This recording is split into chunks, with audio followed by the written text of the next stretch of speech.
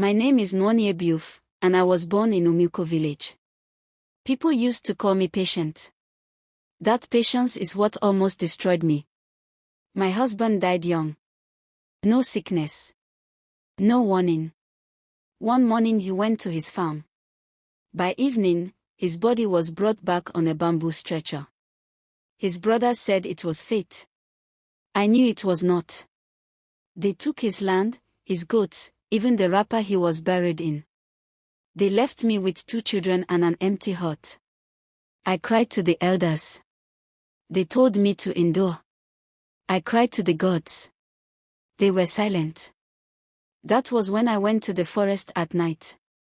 Everyone knows there is a place where the world becomes thin. Where spirits listen. I stood there shaking and spoke words I should not have spoken. I want death, I said. Not to kill me. Just to borrow him. The air grew cold. The moon dimmed. Death appeared like a tall shadow with no face. You may borrow me, he said. For 3 nights only. Do not call me after the 3rd night.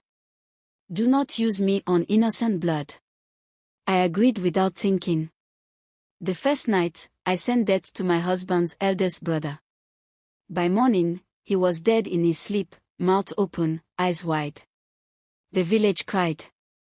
I felt relief. The second night, I sent death to the man who took my farm. He died before dawn. Fear entered the village. The 3rd night, I hesitated. I remembered the warning. But anger is louder than wisdom. I sent death to one more enemy. When he returned, he stood longer than before. Remember, he said. Do not call me again. I nodded. I thought it was over. But death had tasted my anger. 2 days later, my neighbor's child died. The next morning, a pregnant woman collapsed at the stream. Then a hunter was found dead on the road. People began to whisper. Death is walking freely, they said. Someone has opened the door. My children started coughing at night. Not sickness, cold. The kind that comes from the grave. I ran back to the forest and called Death again. He came immediately.